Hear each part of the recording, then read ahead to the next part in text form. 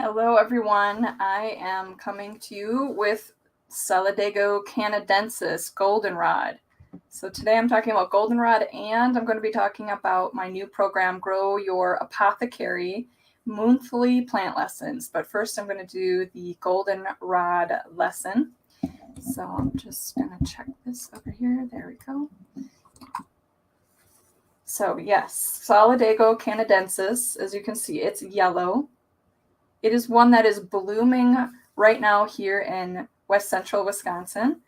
And many people think this one is responsible for ragweed allergies, for fall allergies in general. There's a lot of sneezing and watery eyes happening this time of year because of the plant called ragweed.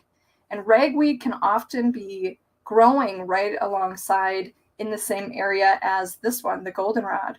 So ragweed is wind pollinated. It doesn't have showy flower petals. In fact, it has very reduced small flower petals, if any at all. And you can't really see we don't think of ragweed as having blossoms, but they do. They have reproductive features that we call flowers. And it is pollinated through the wind. So it needs its pollen to get moved around from plant to plant, and it has evolved to use the wind to do that. So its pollen is very lightweight, and Solidago canadensis and the other goldenrods that are all pretty much yellow, they have sticky, heavier pollen because they are not wind pollinated. They are pollinated by other pollinators, other insects that are moving it around. And you will see that as bees and other pollinators are all over these yellow flowers. And I just picked this one here in my yard. It's just growing naturally. And so, many people think like there's that field of yellow flowers. It must be causing my seasonal allergies for the fall. And it's really the ragweed. So the cool thing about this is that this one can be used to help reduce the symptoms of allergies. It is anti-inflammatory and antimicrobial, and makes an excellent light flavored tea. And even if I take the leaf here and nibble on it just to get the flavor is very pungent. Almost like the same kind of pungency like camphor and menthol in a way, not super like that strong, but it does have a stronger flavor when you just chew the plant. But when you make a tea out of it, when I was drinking some this morning, it's a very light type of flavor. And it makes it just a tight, the water gets a little bit of a yellow color from the flowers. So the leaves and the flowers can be made into a tea, and it's also made into tinctures and other things like oxymels. And I know other people who use it for seasonal affective disorder, for mood during the darker seasons. And so, yes, you can see the plant here. The leaves are alternate going up the stem, and then you can see the flower here. The flower will put out its blooms, and it will not open the flowers right away, but this inflorescence here will start.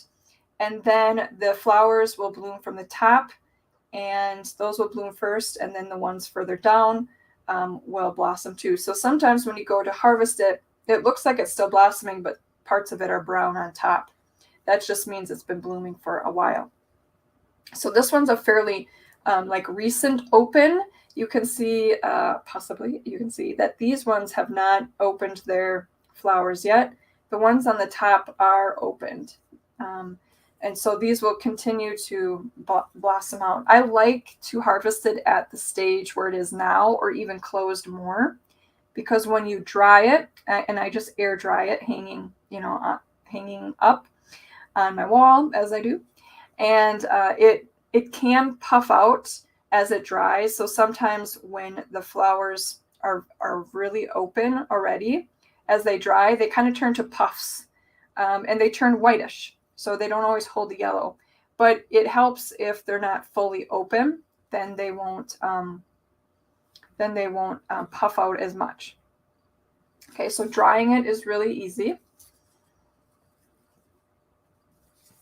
And let's see, yeah, tincture, people make it use fresh or dry.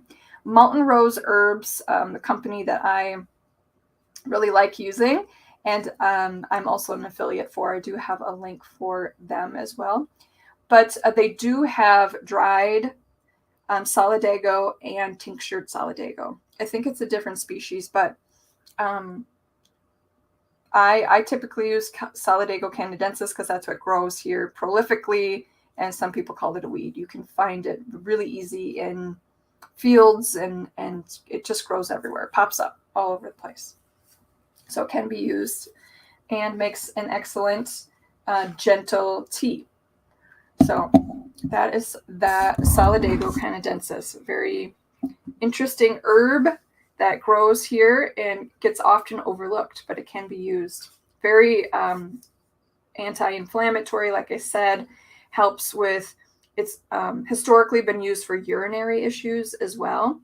And it's also being researched. In fact, there's quite a bit of research out there because they're looking to use its chemical constituents to be a natural insecticide and against other plant diseases. So it has promise to be used in that way instead of using man-made chemicals, harsher, broad systemic insecticides and fungicides and things like that.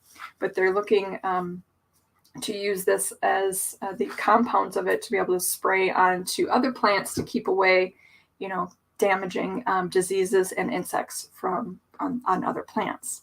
So that's pretty interesting. So the other thing I want to announce is that the Grow Your Apothecary monthly plant lessons, we're taking registrations right now. The first plant lesson will be September 4th. I'm doing all the plant lessons on the Sunday before the full moon. So every full moon, essentially, you'll get a new plant lesson. And the plant lessons will be live, about 45 minutes. We'll be in Zoom together. And replay link is sent through email afterwards as well. So each plant lesson will begin with what I call like a coherence with the plant. We'll take some time to either do prayer, offering, a meditation, a visualization, something so that we can get into coherence with the herb.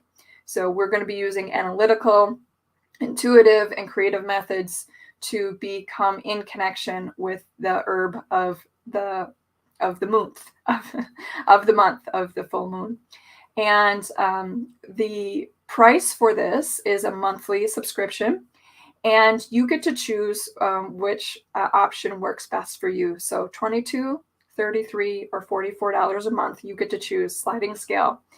And it's a unique way of learning the plants because I'm not just going to teach you exactly what it's used for, how to grow it, but we're also going to take some time to learn. I'll talk about my experiences with it and also any other information about the folklore, the traditions of it, other cultures that use it, and also, talk about how to become more in right relationship and reciprocity with the herbs.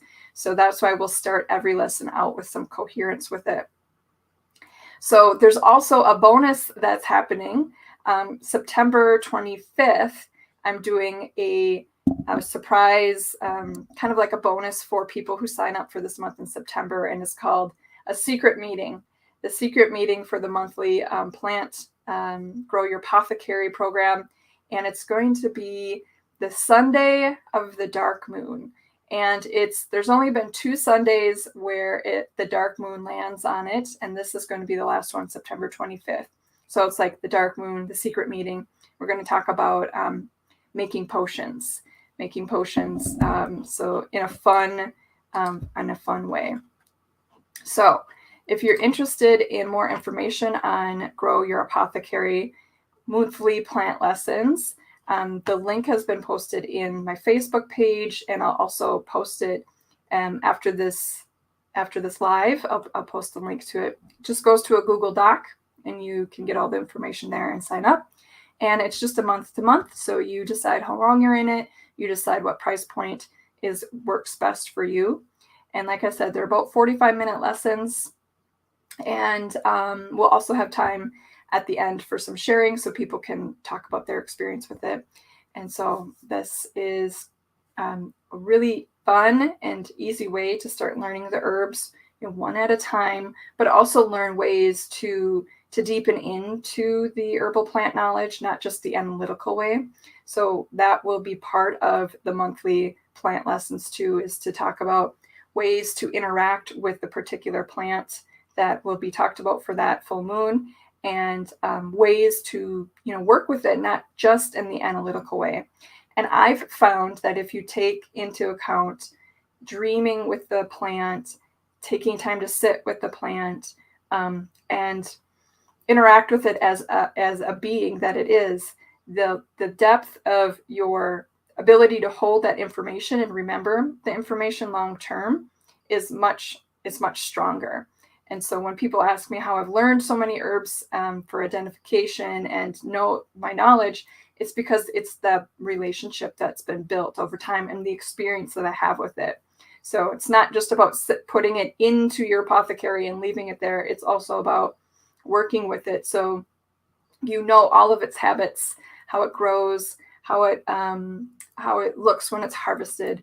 So if you're looking to grow your own herbal apothecary, this would be a really great way, because you'll find that there's some herbs that you can't grow, or that you don't have room to grow, or they just don't grow in your area.